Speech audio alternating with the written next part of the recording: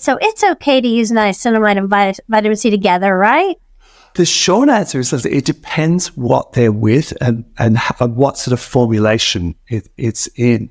So, for example, if you use niacinamide and ascorbic acid together, it forms a compound called niacinamide ascorbate, and that's not bioavailable to humans. So, we can't use that. But you wouldn't put those two compounds in the same formulation because they will form that compound. So my advice would be use your niacinamide vitamin B serum first. Wait a minute.